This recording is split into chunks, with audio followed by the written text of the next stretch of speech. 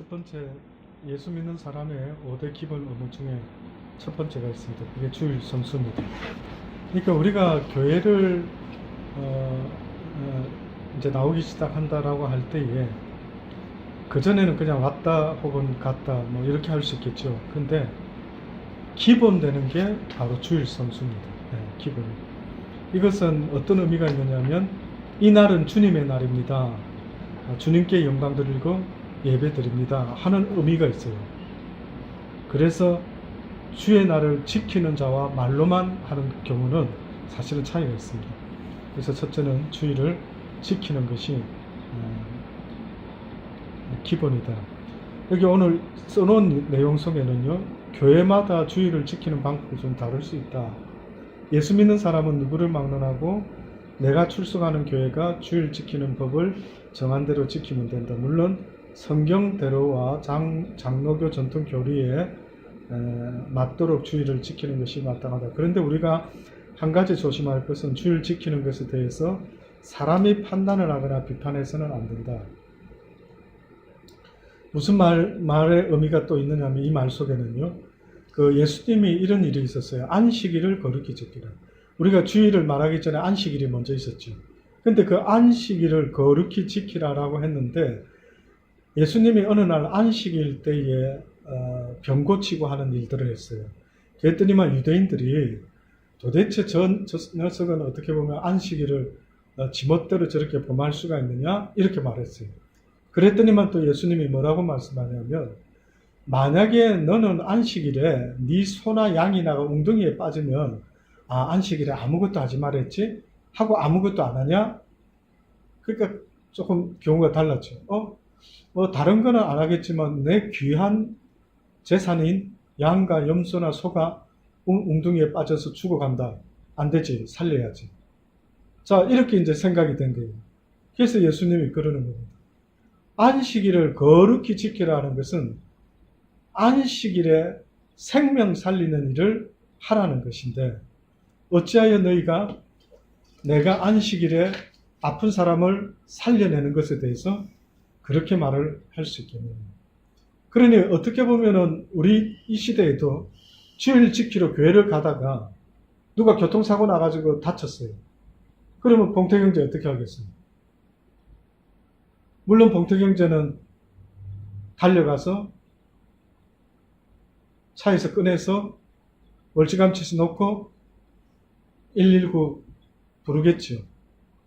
보통 다 그렇게, 보통이라면 누구나 그런 상황에 부딪히면 돕습니다. 근데 돕다가 주일날 교회를 빠졌어요. 그럼 어떨까요? 사람들이 생각할 때 그래도 주일 지켜야지 이래 말하지만 아니다. 그래서 성경에 그 이야기가 있는데 뭐냐면 어느 강도 만난 사람이 예루살렘을 내려가다가 어떤 사람이 강도를 만났어요. 그래가지고 거반 얻어맞아가지고 거의 피 흘려 죽어가고 있었어요. 근데 그때 누가 지나가느냐 하면 세 종류의 부류의 사람이 지나갑니다. 첫째, 대제사장이. 제사장이라면 저같이 그 당시 때 예배를 인도하는 리더자였죠. 근데 보면서 그냥 지나갔는데 뭐라고 무슨 생각하고 지나갔을까는 없어요, 사실은. 근데 이렇게 유추해 볼 수 있죠. 아유, 조심 안 하고 어쩌다 저래 사고 났어. 아유, 난 시간이 지금 제사 드리러 가야 되는데 뭐 이러고 지나갔어요. 서기관이 또 지나가는데 또 아유 하고 또 지나가 버렸어요. 근데 당시에 유대인들이 생각할 때 아이노크, 우리 어렸을 때 아이노크 됐죠. 혼혈족 사마리아 사람이 지나가다가 봤어요. 보자마자 자기가 갖고 있던 응급처치약 기름을 가지고 발라주고 거기서 끝난 게 아니라 주막에 데려갔어요. 옛날에 주막은 우리가 성경에는 주막이라 써놨는데 그 여인숙 같은 그런 그 옛날에는 거기서 다 쉬고 돌봄을 당하고 하는 그런 장소였어요. 근데 데리고 이제 그 사람을 며칠 못 움직일 거니까 이제 병원에 입원시키듯 사마리아인이 시킨 거예요. 그러면서 주모한테 뭐라고 말했는지 압니까? 내가 지금 무슨 일이 있어서 꼭 가야만 하는데 좀 잘 도와주세요. 부탁합니다. 좀 지켜주세요. 내가 돌아올 때 비용 발생된 게 있으면 내가 다 갚겠다. 와, 어떻게 이렇게 고마울 수 있어요? 그러니까 성경에는 이것이 바로 하나님이 원하는 안식일이다. 그러니까 어떤 식의 이 주의를 지킨다라는 것은 상징성이 있는 거지. 주의를 지키기 위해서 아프고 죽어가는 사람을 쌩까도 된다. 아니, 기독교는, 성경은 그걸 말한 적이 없습니다. 그래서 가장 첫 번째가 생명을 살리는 그 일. 저는 가끔씩 그 생각도 해봐요. 그 강도 만난 사람이 내 아들이었다면, 그 강도 만난 사람이 내 부모였다면, 그러면 여러분 그 소식 들었을 때 어떨까요? 와, 이거는 고맙죠. 그 사람 너무 고맙죠. 그러면은 하나님은 우리에게 말씀하는 거예요. 네가 바로 그 사람이 되어주라. 그래서 성경에 그 선한 사마리아인 이야기를, 강도 만난 사람을 도와준 사마리아인 이야기를 해놓고 그때 그 설교를 하신 이유가 누군가가 이렇게 물어봐서 그랬어요. 하나님, 제일 되는 계명이 뭡니까? 하나님을 사랑하는 것입니다. 마음과 목숨과 힘과 뜻을 다해 주 너의 하나님을 사랑하라. 그러고요. 또 뭐 있습니까? 내 이웃을 내 몸과 같이 사랑하라. 그랬더니 이 유대인들이 어쨌든 궁금해서도 물어봤겠지만 꼬투리를 잡으려고. 이웃이 뭡니까? 내 이웃이 누구란 말입니까 도대체? 누구를 내가 그렇게 내 몸처럼 사랑해란 말입니까? 이렇게 어떻게 보면 비아냥거리듯이 질문을 툭 던졌어요.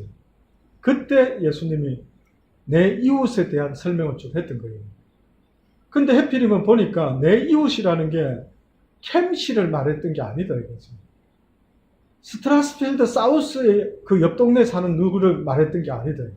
그럼 누가 내 이웃입니까 했더니만 살아가면서 네가 어렵고 힘든 사람을 만날 때 그 사람을 도와주려고 애쓰는 그 마음, 그 애쓰는 모습, 이것이 바로 그 사람의 선한 이웃이 됩니다. 그러니까 우리 보고 지금 이웃이 되어주라는데 누구의 이웃이 되어주라고 말씀하냐면 너의 도움이 필요로 하고 하나님의 사랑이 필요로 하는 그들에게 네가 이웃이 되어주라. 그럼 오늘 우리가 시작할 때 민수를 위해서 기도를 잠깐 하고 있죠. 민수가 지금 어려움을 당하고 있지 않습니까? 예? 어떻게 보면 이 악한 사단이가 우리를 육신뿐만 아니라 영혼을 피폐하게 만드는, 그래서 강도 만나가 피 흘려 죽어가고 있는 이런 모든 우리 인간의 모습은 사단의 역사 속에 일어난대. 그래서 영혼이 외롭다, 괴롭다, 쓸쓸하다, 아프다, 어떻다, 모든 건요 사단에게 강도짓을 당한 우리의 영혼이다. 저는 그거를 생각하니까 와, 이거 어떻게 하면 좋지? 우리의 영혼이 누군가에게 난도질을 당했구나. 우리의 육신이 누군가에게 난도질을 당하고 있구나 생각하니까 마음이 아픈 겁니다. 그래서 저도 육신이 아프긴 하지만 제가 민수를 위해서 그렇게 기도하자는 것도 강도 만난 이웃이 돼요. 어떤 면에서. 그래서 우리가 외면할 수 없다라는 겁니다. 그 성경이 우리에게 그들의 이웃이 되어 줘라라고 말씀하고 있기 때문에 그렇습니다. 그래서 주일 성수를 지킨다라고 할 때에 단지 썬데이를 지키는 것, 이걸 성경은 주일 성수라고 말하지 않는다. 특히 주일날 기도할 때 오지 못한 분들 위해서, 아픈 분들 위해서 기도하는 것이 상당히 중요합니다. 두 번째. 목사님, 저 질문이 있는데요. 예, 질문하십시오. 아주 좋은 생각이에요. 교회가 주의를 잘못 지키면 그거는 이제 사람이 판단하지 말고 하나님이 판단하라 이렇게 말씀하셨잖아요. 예, 그럼 교회가 주의를 잘못 지키고 있는 교회도 있다는 말인데, 그럴 수 있죠. 이런 거는 이제 제가 아는 건 유대교가 토요일 날을 안식일로 해서 하잖아요. 지금도 그래요. 네. 그리고 크리스찬 중에서도 토요일을 안식일로 해서 하는 교회들이 있잖아요. 안식교가 있어요. 네. 예. 그럼 근데 우리는 그 교회들을 토요일 날 주일을 지킨다 그래서 뭐 이제 이단이다 막 이렇게 쉽게도 얘기했던 사람이 있는 것 같거든요. 근데 그럼 왜 안식일이 왜 그 사람들은 토요일 날 지키는데 우리는 왜 유대교면은 크리스찬의 이제 뿌리인데 그 사람들은 토요일 날 지켰는데 왜 우리는 예수님이 왔다 가시면서 벌써 토요일 날 안 하고 일요일 날 지키게 됐는지. 예수님이 금요일 날 굿 프라이데이에 돌아가셨어요. 네. 굿 프라이데이. 네. 돌아가시고 3일 만에 부활을 하셨어요. 네. 그 3일째 되는 날이 썬데이예요. 네. 썬데이. 자, 아까 중에 우리가 안식교 같은 사람들은 통일교, 안식교, 여호와 증인, 특히 안식교는 그 성경에 토요일을 원래 지켰는데 계속 지켜야 된다 해서 하는 거예요.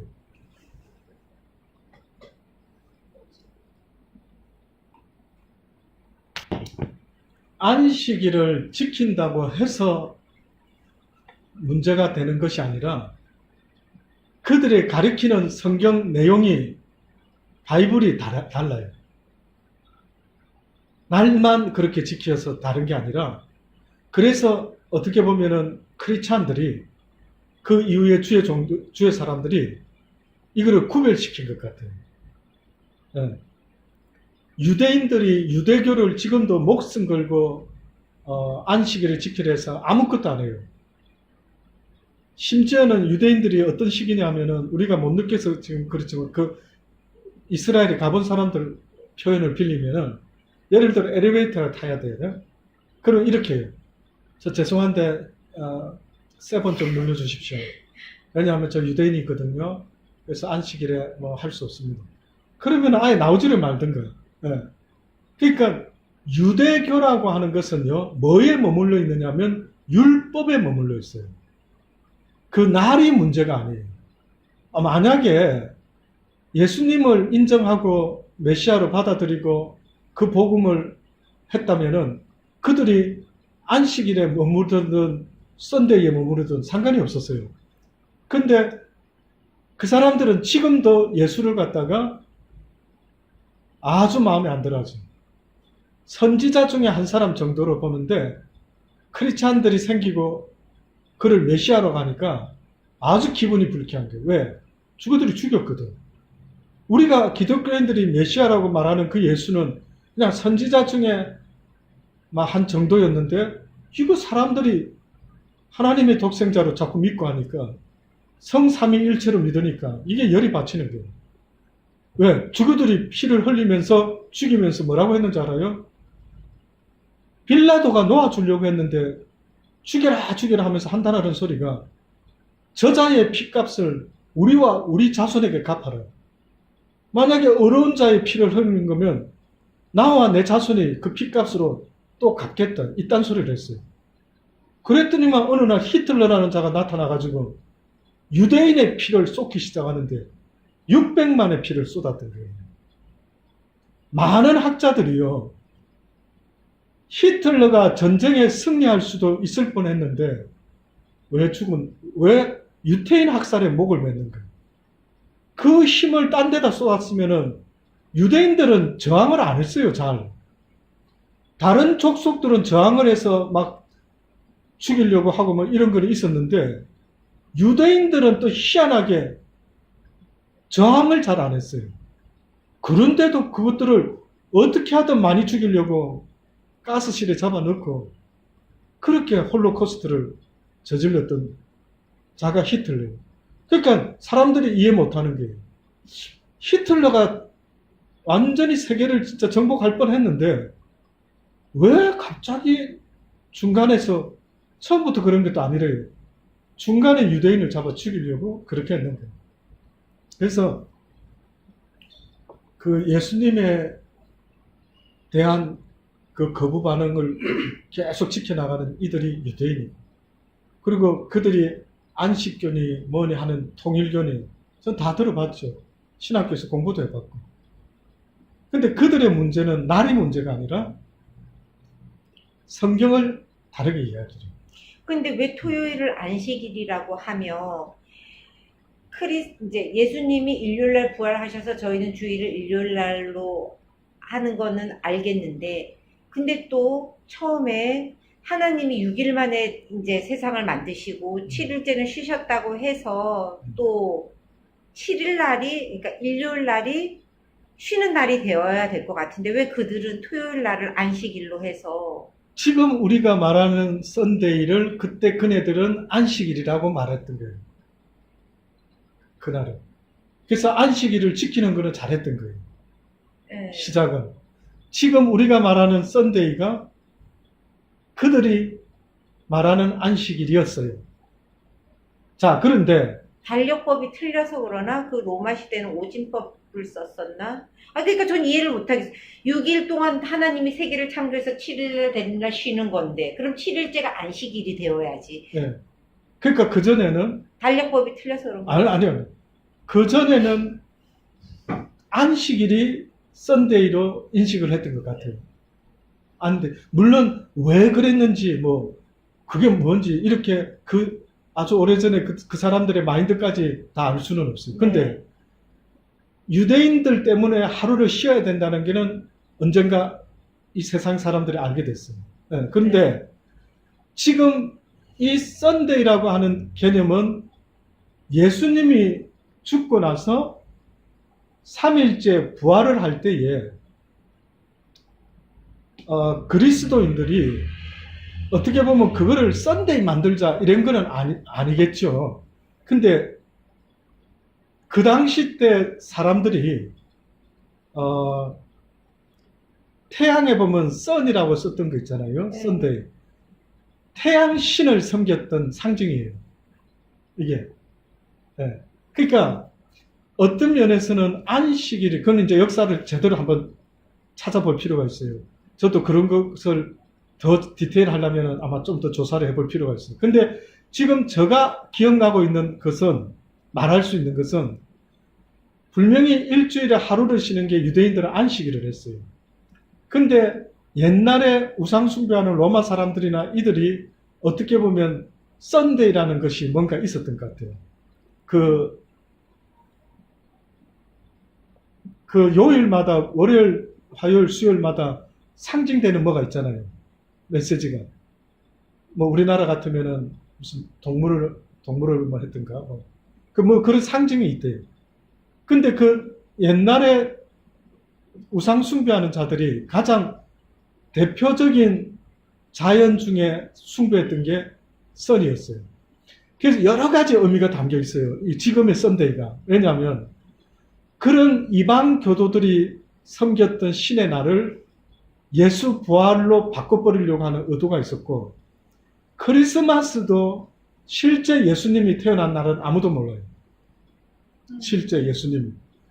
근데 실제 예수님이 태어난 날을 모르는데 어느 순간에 어떻게 된 노릇이 12월 25일이 크리스마스가 된 거예요. 근데 그날은 태양의 축제, 태양절인가 뭔가 하는 이런 우상 숭배자들의 그런 어떤 신의 날이에요. 이게 바뀌어져 버린 거예요. 그거는 자료가 많이 나와 있어요.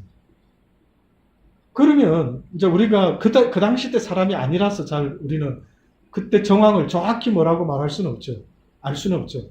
근데 이제 분위기상 이래 보니까 누가 어쨌든 영향력을 끼쳐가 하나님의 은혜 가운데 어떻게 보면 하나님이 주는 메시지 인간들에게 이 날은 오히려 예수님 탄생의 날, 주님께서 굿뉴스를 전해주신 날, 그리고 썬데이는 어떻게 보면은 우상 숭배를 하는 날이 아니라 예수 그리스도의 부활의 날로 지켜라. 이런 어떤 면에서의, 안 그러면 계속 그냥 그렇게 아까 말한 대로 안식일로 쭉 하고 쭉 갈 저는 텐데. 이런 게 너무너무 헷갈려요. 왜냐하면 이게 그러니까 교회를 다니고 성경을 보면서 하나님 6일 만에 세상을 창조하시고 7일째는 쉬라고 했으니까 당연히 쉬는데, 그럼 그걸 가장 먼저 지킨 사람들은 유대교 사람들인데 유대교 사람들은 토요일 날 쉬거든요. 하나님이 왜 7일째 쉬라고 그랬는데 꼭 토요일 날 쉴까? 그래서 저는 어떻게 또 생각을 했냐면, 우리나라 사람들한테 첫 번째, 일주일의 첫 번째 요일이 무슨 요일이냐 하면 월요일이라고 해요. 근데 저는 이걸 여기 와서 배운 거예요. 왜냐하면 수민이 수학을 가르치다 보니까 일주일에 5번째 되는 날은 무슨 요일이냐 이런 거를 질문이 있더라고요. 근데 수민이가 가서 그걸 오답을 해왔어요. 왜냐, 여기 사람들은 일요일을 첫날이라고 카운트하더라고요. 일, 월, 화, 수, 목. 네. 근데 그렇게 따지면 토요일이 7일째가 되는 거예요.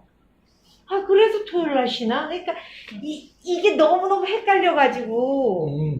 그러면 왜 크리스찬들은 하나님이 7일째 되는 날 쉬라고 했는데 왜 우리 크리스찬들은 그러면 그렇게 따지면 왜 토요일 날 7일째 안 쉬고 8일째 쉬는, 그러니까 첫날에 쉬게 되는가? 뭐 이런 것들이 혼돈스러워요. 지금 서양 문화의 근간은 크리스찬 문화예요. 그걸 아셔야 돼요. 네. 기독교의 유럽인들, 백인들의 사회 속에 자기들의 문화다라고 말하는 관습이라는 것은 거의 다 누구의 영향을 받게 되냐면 기독교의 영향을 받았습니다. 우리가 지금은 감이 안 잡히죠. 예수님 때에 복음이 시작되면서 수많은 예수님과 같은 주의 제자들과 온 사람들이 로마가 닦아놓은 길 위로 복음을 전했댔어요.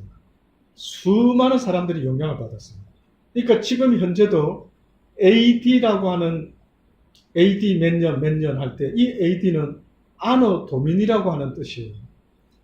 그러니까 역사를 이래 볼 때에 어느 시점에서 모든 역사의 틀이 그리스도인의 기준으로 다 바뀌었어요. 그러니까 그리스도인이라는 표현보다 그리스도적인 기준으로 다 바뀌어버렸어요. 아노 도미니, 예수님이 태어나기 전에, 예수님 태어난 이후에, BC, Before Christ, 예수님 태어나시기 전에 이렇게 다 바뀌었죠. 아까 말한 대로 왜 월화수목금토인데 왜 썬데이가 맨 앞으로 왔느냐? 그래 바뀌어버린 거예요. 그래서 주의 날이 첫 번째 날입니다. 성경에서는 먼데이 시작해서 6일째 하나님이 천지를 창조했다. 그리고 마지막 나머지 날에 쉬었다. 이렇게 됐죠. 안식일을 복되게 하라. 참 놀라운 것은 누가 그 안식일을 맨 앞으로 갖다 옮겨놨다. 근데 그 안식일이 태양신을 섬기는 이런 것이 아니라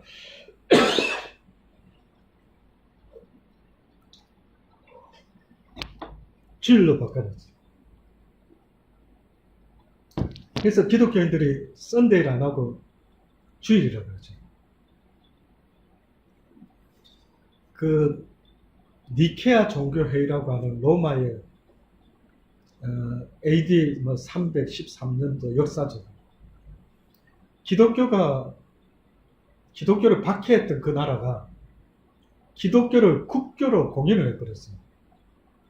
그러니까 역사의 틀이 많이 달라졌어요. 그러니까 지금 우리가 이제 이 시간에 다 역사를 이야기하기는 지금 자료를 좀 가지고 하면 더 정확하겠죠. 어느 순간에 그 모든 역사의 흐름이 기독교 중심으로 바뀌기 시작했다. 그래서 옛날에는 십자군의 그 영향력이 파워가 어마어마했죠. 아시는 것처럼. 그게 결국은 캐톨릭까지 탄생되고 캐톨릭은 지금도 전 세계에 엄청난 영향을 알게 모르게 끼치고 있습니다. 그래서 주일을 어떻게 지키든 여기 지금 혹시 교회가 주일을 잘못 지킨다면 하나님이 판단하시고 심판하는 것이지 사람이 판단하는 거나 이거는 이 뜻은 날짜 말하는 게 아니고 여기 교재에서는 뭘 말하느냐 하면 주일날 교회가 주일을 지킨다라는 개념은 첫째는 하나님의 말씀이 선포돼야 되고 근데 강단에서 하나님의 이야기는 나오지 않고 세상 이야기나 하고 있고 아닌 것 같죠. 여러분 인터넷 찾아서 한번 이렇게 한번 틈날 때 설교를 한번 들어보세요. 유명한 분, 훌륭한 분 많이 있지만은 그렇지 않는 사람들은요. 예수 여자도 잘 나오지 않습니다. 제가 한국에 죄송하지만 우리 장모님이 다니시는 교회하고 우리 처제들이 동서들이 다니는 교회가 있는데 동서가 다니는 교회를 갔어요. 그 독립문 무슨 선교교회인가 뭐 있었는데 교회가 뭐 굉장히 부흥이 됐대요. 부흥이 돼가지고 교회 안에다 얼마 전에 에스컬레이터를 만들었다면서 형님 일로 올라가시면 되고 그 안내를 받고 저희 사모랑 한번 몇 년 전에 갔을 때 예배를 참석했어요. 그래서 제가 목사니까 이제 하나님의 말씀을 기대하고 듣는데 제가 진짜 주여 주여를 얼마나 외쳤는지 모릅니다. 하나님 이야기가 없는 거예요. 내 세상 이야기하고 자기 이야기 하더라고요. 그런데 사람은 줄지 않고 왁삭왁삭 신나게 신앙생활 한다는 거예요. 제가 그때 어떤 느낌이 받았느냐면 저들이 신앙생활을 하는 게 주일날 와서 성가대 바쁘고 막 만나가지고 막 집사님 권사님 하면서 식사 나누고 막 이야기 나누고 애들 이야기하고 뭐 공부 이야기하고 학원 이야기하고 보니까 설교는 어떻게든 어느 목사가든 아무 상관이 없는 거예요. 그냥 재밌는 거예요. 그냥 사람 만나는 재미로.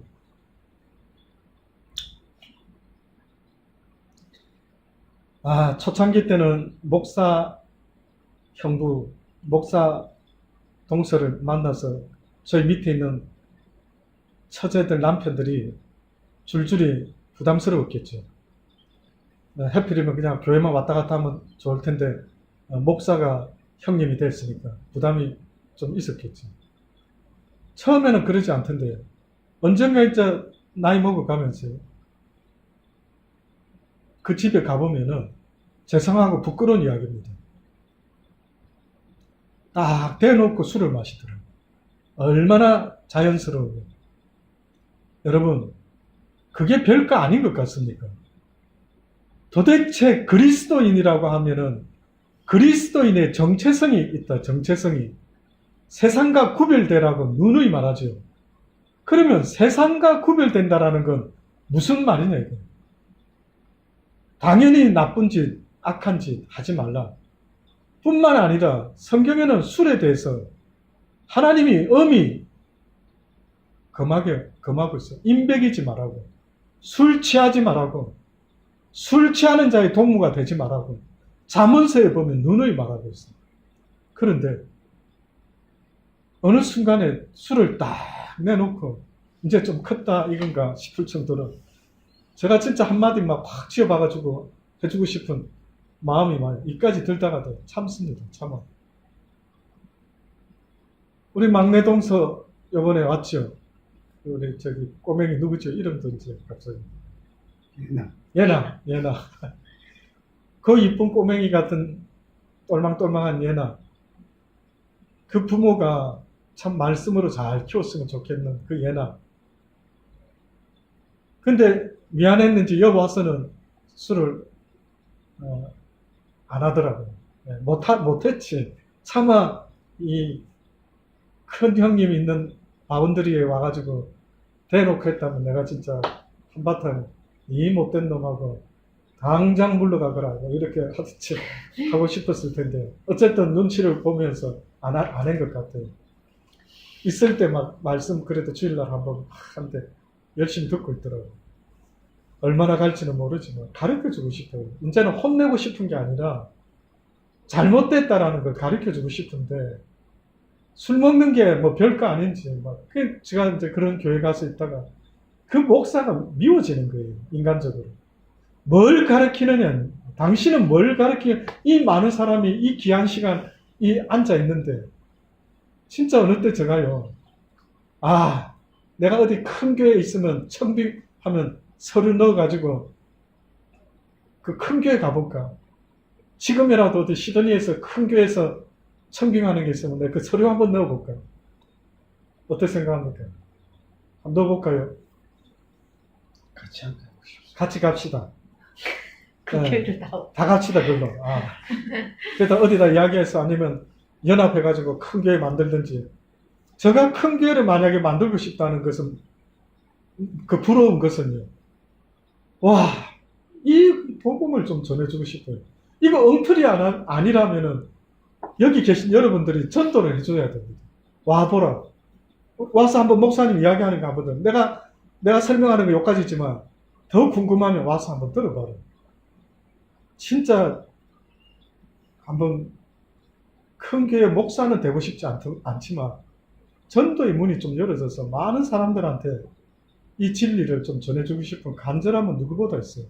그래서 제가 몸이 아프지만 하나님 내 인생 끝나기 전까지 정말 나에게 긍휼을 베푸사 전도의 문을 열어주십시오.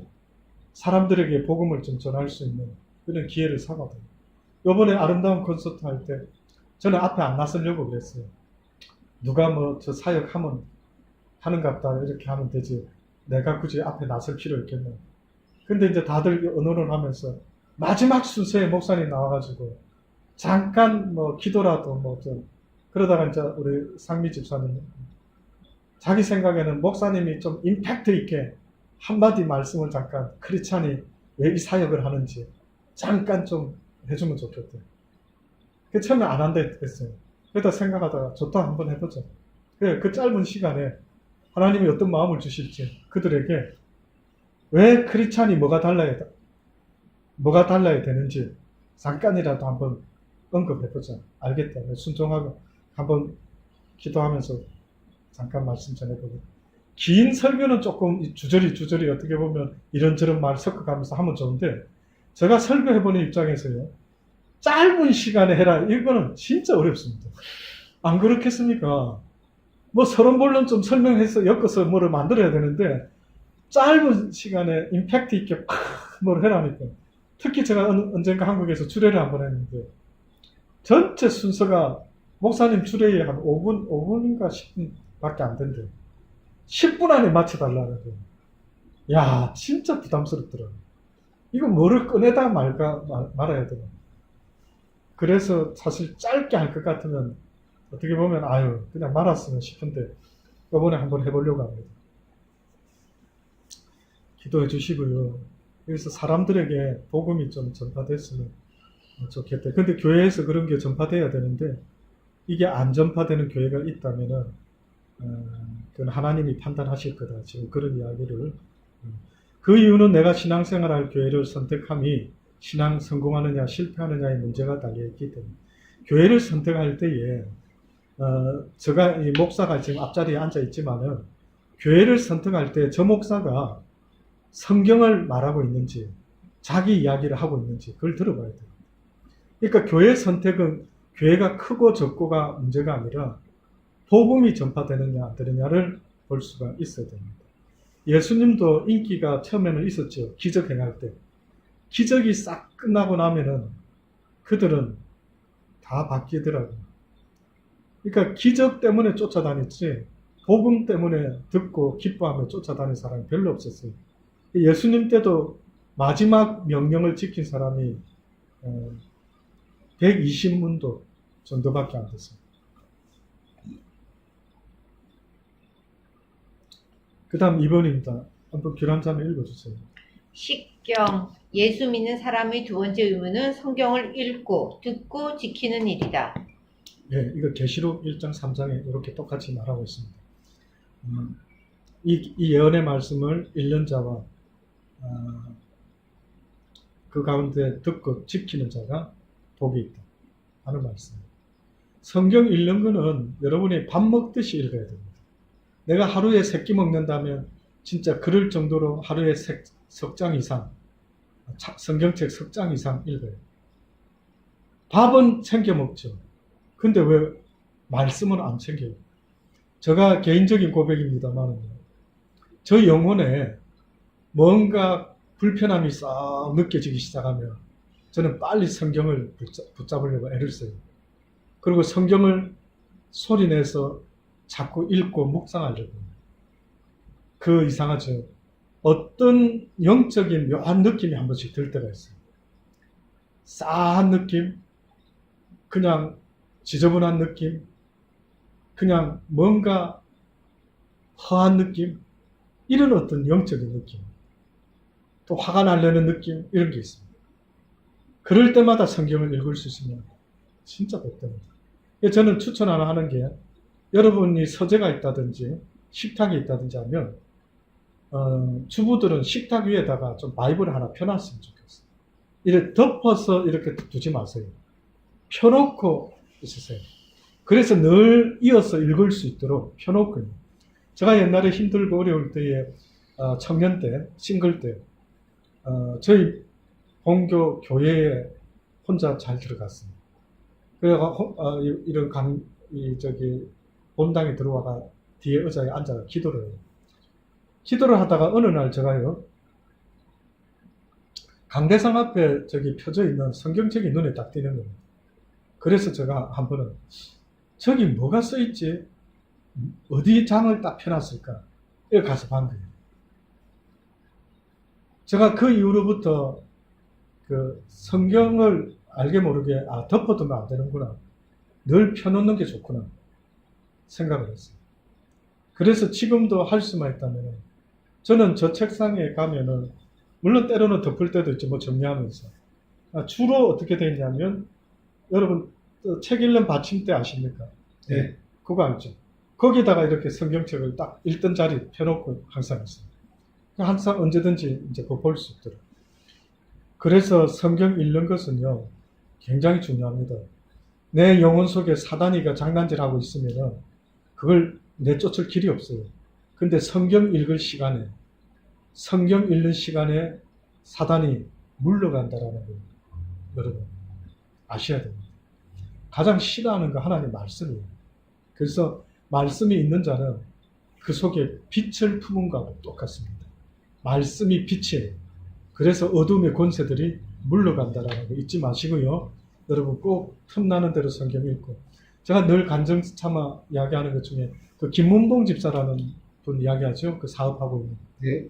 그 사람 이야기를 안 할 수가 없는 게, 저는 그 사람이 너무 참 기특한 게, 이렇게 성경 이야기를 하면은 성경 읽으라면 또 읽는 것보다 더 좋은 거는 암송이다 이러면은 그 사람은 그 다음날 가가지고 뭘 샀냐면 기독교 서점에서 내비게이션 성경 암송 구절이라는 게 있어요. 봉정형제님도 이제 찬스 나면 한번 사시기 바랍니다. 샀어요. 샀습니까? 네. 네. 얘기 아멘. 듣자마자 한국에서 주문해서 샀어요. 아멘. 믿사옵니다. 할렐루야. 진짜 멋있네. 그래요. 저는 이런 분이 있으면 이 목회 막 죽었다 깨어나도 또 하고 싶은 생각이 들어요. 재밌잖아요. 와, 참 저렇게 보면서 은혜가 되고 나도 도전이 되고 뭐 이런 귀한 은혜가 있어요. 그거를요, 그분이 그 김문봉 집사가 기차 타고 시내 나가서 일할 때 학원 다닐 때, 와, 그거를 딱 포켓에 꽂아가지고 손에 딱 치고 외우는 거예요. 암송을 하는 거예요. 많이 앉아서 읽을 시간이 없다 보니까 늘 일하니까 이 사람은 오히려 그 내비게이션 성경 구절을 하루 종일 하나를 암송하는 거예요. 그것만 계속 암송하는 거예요. 저는 지금의 저 사람이 있는 거는 하나님의 은혜다. 네. 그가 하나님 앞에서 저렇게 말씀을 순종하고 했던 것에 대한 보너스로 주는 거다. 그래가 지금 대한민국의 최고 좋은 차 타고 다니죠. 두 부부 쳐다보고 있으면요. 북한에서 한 달 전에 넘어온 사람 모습으로. 도대체 이제는 잘 먹고 잘 살 텐데 뭘 먹는지 안 먹는지 빼짝 말라가지고요. 참 안쓰러울 정도로 그렇습니다. 한번 겨울에 아들내미 이제 한번 보낼까 저까 언론하고 있다 그러더라고요. 보내서 이 하나님 말씀 꼼짝없이 이제 대학생 되면 아주 말씀으로 그냥 한번, 우리 그 청년 둘이도 그 범수 목사라고 우리 제주도에서 목회하는데요. 그 조카인가 이런 관계돼요. 저한테 붙인 이유가 있습니다. 형님, 얘네들 꼭 말씀 좀 성경 가르쳐 주십시오. 오케이. 그래가지고 왔는데 이것도 페인트하는 지난번에 그 아저씨 오나가 일하자 해가지고 불러가가지고 놀았어요. 아 진짜 믿음 있는 우리 봉태경제 같은 분이 오나가 돼야 된다 이거지 내 말하는. 오나가 돼가지고 주일은 딱 칼같이 일하는 사람 전부 다 교회가 이 선한 영향력을 끼치는 얼마나 좋. 그럼 나는 봉택 형제에게 도전을 주고 싶은 기도 제목이 있다면, 하나님 우리 와이프는 그냥 막 이렇게 나는 먹고 살아도 좋아 했지만 내가 오나가 돼야 되겠습니다. 와이프 때문이 아니라 하나님 때문에 오나가 되어가지고 내 밑에 일하는 워킹홀리데이 청년들, 야 일하는 대신에 주일날 교회 와야 된대 해서 웨이지 준다. 웨이지 5불씩 보너스 5불 주일날 오면 10불 진짜 그렇게라 했어라도 나는 그거 왜 가치가 없을까? 그 영혼들을 갖다가 하나님의 말씀을 가르쳐서 나중에 그들이 천국 갈 수 있고 구원받았다면 아들아 예수님 그러지 않겠어요? 우리한테 고맙다 말할 게 없는 분이시지만 고맙다 아들아 네가 그들을 나에게로 이끌어줬다. 얼마나 고마운지 이루 말할 수가 없다 아들아. 그래서 저는 어떤 면에서는 본인도 지금 남 밑에서 일하다 보니까 주일날 나와 하면 꼼짝없이 가야 되는 이런 슬픈 일이 있다. 우리 청년들도. 그래서 제가 그때 김문봉 집사도 그렇고 어떤 분이 저희 교회에 있다가 이제 한국 귀국하면서 그러더라고요. 목사님 부자 되고 싶다고 기도해달라고. 그래서 내가 그랬어요. 왜 부자 되고 싶으냐고. 그 어디 쓰려고 부자 돼서 그 돈 다 어디 쓰려고 그래요. 가만히 있더라고요. 가난해서 주의를 못 지키는 사람 때문에 내가 부자 되어서 그들을 도와야 되겠다 한다면 내 기도하겠다. 여러분 그렇습니다. 모든 포커스가 그래 맞춰진다면 얼마나 하나님 기뻐하실까. 그래서 저도요 육신은 지금 많이 약하지만 아버지 기회를 이제 좀 주십시오. 많은 사람 앞에 주의 복음 전할 수 있고 한 사람 한 사람이라도 주의 복음 전할 수 있는 그런 통로가 되기 원합니다. 세 번째입니다. 수성자매 한번 읽어주십시오. 기도. 예수 믿는 사람이 기도하지 않는 것은 이 사람이 숨을 쉬지 않고 사는 것과 마찬가지이다. 그런데 기도하지 않는 성도는 죽은 신앙 생활을 하는 성도다. 예, 기도는 여기 말한 대로 우리의 호흡이다. 어떻게 저는 개인적으로 표현하냐면 기도는 예수님과 데이트하는 거죠. 예수님과 데이트. 여러분 결혼해서 부부가 살아간다 할 때 그 연애할 때 데이트 생각해 봤습니까? 설레이죠. 설레이고 막 두근두근하고 막 좋고 막 뭐 온갖 걸 다 물어보고 뭘 좋아하냐, 무슨 색깔 좋아하냐, 무슨 음식 좋아. 야 지금 생각하면 유치 찬란하게 막 그렇게 주고받고 대화를. 근데 어떻게 보면 기도가 뭐냐? 하나님과 대화하는 거예요. 대화. 이걸 멈추는 거는 죽은 신앙이다. 그래서 항상 기뻐하라, 쉬지 말고 기도하라, 범사에 감사하라. 이 세 가지 중에 두 번째가 조금 뭔가 안 어울릴 것 같은데 희한하게도 그걸 넣어놨습니다.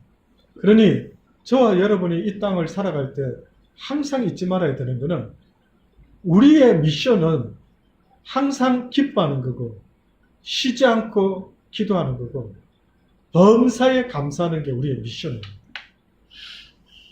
민수 기도를 하지만 힘들지만 민수에게 감사의 이야기를 해줘야 돼요. 하나님이 선한 뜻이 있을 것이다 민수야. 만약에요 민수가 안 아파가지고 혈기왕성해가지고 지 좋아하는 거 뭐 보드 타다가 자빠져가 팔이 부러지고 죽기도 하고 또 못된 놈들 만나가지고 마약하고 어쩌고 저쩌고 이럴 수도 있죠. 이럴 수도 있죠. 우리는 모든 것의 원인을 분명히 하나님의 선한 뜻이 있음을 전제로 해야 되는 게 있어요. 저도 옛날에는 그러지 못했어요. 누가 그렇게 말해주지 않았기 때문에. 근데 지금 생각해 보니까 모든 것은 뭔가 있다. 이유가 있다. 하나님의 선한 뜻이 있다. 그래서 민수에게도 너는 불행하다. 하나님이 너만 미워하는 것 같다. 이건 말도 안 되는 거예요. 오히려 민수로 하여금 더 죄짓지 아니하고 어렸을 때부터 연약함으로 하나님을 바라볼 수 있는 이런 믿음이 있다 한다면 은혜들. 물론 이게 쉬운 거 아닙니다. 절대 저는 이거 쉽다고 말하지 않습니다. 그 어린 우리 민수가 얼마나 아픔을 참고 힘들까요? 변을 봐야 되는데 안 나오는 거 얼마나 힘든지 이루 말할 수 없습니다. 그런데 그거를 하나님께 기도함으로 승화시키려 할 때 결코 쉬운 게 아니죠. 그럼에도 불구하고 이야기해 줘야 됩니다. 그럴 때 하나님의 은혜가 그에게 임할 때에 물론 변도 보게 되고 건강이 회복될 뿐만 아니라 서로 그게 이루어지지 않고 하나님이 불러가신다 할지라도 천국에 가게 된다. 천국에 억울하지 않느냐. 이렇게 어렸을 때부터 아프다가 죽어서 지옥 간다면 그 더더군다나 억울하다. 성경은 말하지 않습니까? 이 땅의 삶을 삶이라 말하지 않는데 죽음이 전제되어 있는 이 땅을 성경은 삶이라고 말하지 않습니다. 잠시 있다 가는 안개와 같은 시간, 잠깐 피었다 지는 들의 백합화와 같은 인생, 영원히 살아야 된다고 자꾸 말씀하고 있는 그 생명 주려고 이런 시나리오를 쓰신 하나님을 자꾸만 성경이 알려주고 싶어 하는데 잊지 마셔야 됩니다. 자, 그래서 어쨌든요, 민수 보고도 사실은 기도해라고 알려줘야 됩니다. 민수야, 아픈 가운데지만 그럴 때마다 하나님께 기도해야 된다. 교회 성도들이 너를 위해서 기도하고 있고 목사님도 기도하고 있다. 옆에서 엄마 아빠가 그렇게 알려주셔야 됩니다. 분명히 이유가 있으리라 생각해요. 저는 우리 민수 아빠도 아픈 아들을 보면은 사람들은 지푸라기라도 붙잡는다 하는데 하나님을 붙잡고 하나님 내 아들 살려주세요. 내 아들이 너무 힘들어합니다. 못 보겠습니다. 어떤 면에서는 그럴 수 있어야 되는 게 정상인데 안 되는 것은 악한 영역에 우리 모두가 쏟고 있다. 어떤 면에서 그래요. 그래서 어떻게 하든 그걸 깨고 하나님께 기도하는 사람이 되어서 너와 내 아이를 위해서 울으라고 말씀하신 것처럼 기도하라고 말씀하신 주님 말씀처럼 기도해라고 하신 거예요. 뭐 울으라 하니까 뭐 여러분들이 생각할 때 혹시나 뭐 왜 내 자녀를 위해서 울어? 아이고 불쌍하다 내 새끼 불쌍하다 울으란 말입니다. 그게 아니고요.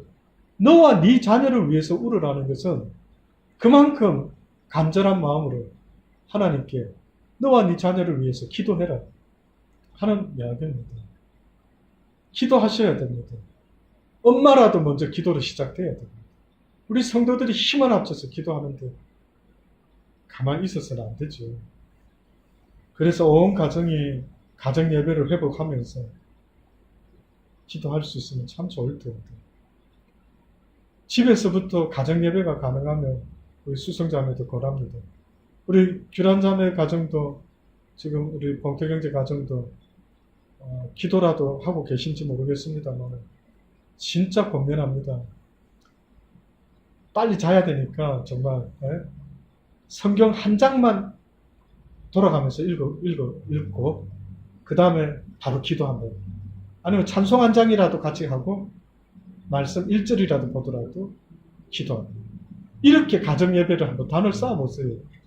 이 악한 영이 얼마나 싫어하고 얼마나 미워하는지 모르는 막 어이구 하고 막 누가 저걸 가르쳤어 누가 저렇게 해래 얘가 막 도망가게 돼요. 그 다음 마지막 마칩니다. 전도 사전 읽어주세요. 어떤 분은 전도에 대하여 말하기를 하나님이 한이 맺힌 손이라고 했다. 우리도 전도를 통해서 구원받았으니 복음에 비친 자이다. 그러므로 예수 믿는 사람이라면 전도하는 일은 마땅한 것이다. 우리가 전도할 때 구원은 하나님이 책임지신다. 아멘. 예. 전도는 빚진 자의 책임입니다. 나도 예수 몰랐을 때 저러고 살았는데, 전도. 그래서 남편, 아내, 아이들, 주변의 이웃들, 전도하는 그 사람은 별과 같이, 하늘의 해와 같이 빛난다고 그렇게까지 말씀합니다. 마지막 연보, 부담스럽죠? 헌금 이야기하면 혹시나. 헌금이 의무가 있어요. 그게 뭐냐면은 세상 나라에도 뭐를 냅니까? 세금을 냅니다. 그렇죠?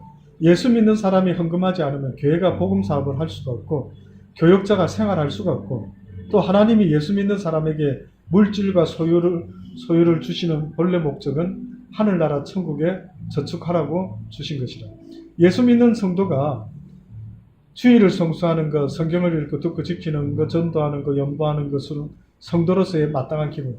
예, 이 연보를 하게 되면 실질적으로 교회 렌트비부터 시작해서 목사의 사례비를 받습니다.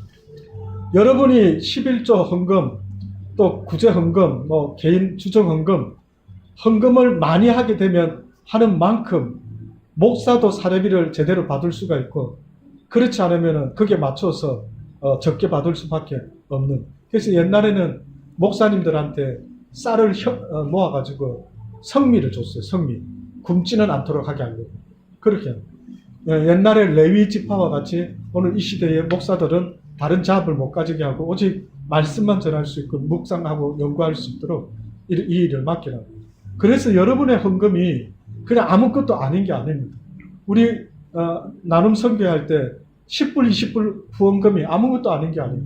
그게 쌓이고 모였기 때문에 어느 누군가에게 어느 나라에 가서 그들에게 태양광을 설치해주고 저녁마다 교회 모여서 기도도 하고 아이들을 교육도 하는 이런 일을 하게 됩니다. 그 나 하나 정도 아무것도 아니지 하는 마음과 나 하나 정도 조금 보태볼까 하는 거는 하늘과 땅차이. 사단과 천국의 그 역사와 같을 정도로 차이가 있습니다. 그래서 저는 여러분이요 넉넉히 11조 하고도 부족함이 없는 그런 부자가 될 수 있기를 바랍니다. 버는 데만 목적하지 마시고 내가 어디다 쓸 것인가도 좀 계획 좀 하시고 정말 좀 아름답게 쓸 수 있는 그런 복된 가정 되실 수 있게 되기를. 그래서 가치 있게 쓰는 게 뭔지를 생각해 보십시오. 내가 이렇게 어렵게 돈 벌었는데 내가 이 돈으로 정말 가치 있게 쓰는 게 뭘까 좀 생각해요. 그 중에 하나가 목사한테 짜장면 사주는 것도 가치 있는 겁니다. 아멘. 이렇게 애쓰는데 누가 알아주겠습니까? 믿는 여러분이 저를 안 알아주면 누가 저를 알아줄까요? 그래서 여러분이니까 저한테 짜장면도 사주고 맛있는 밥도 사주지. 그래서 그런 마음으로 그래 내가 돈 벌어서 주변에 어려운 사람들 기꺼이 주로 내가 살리라 주의 이름으로 그런 마음 있으면 참으로 복되리라 생각합니다.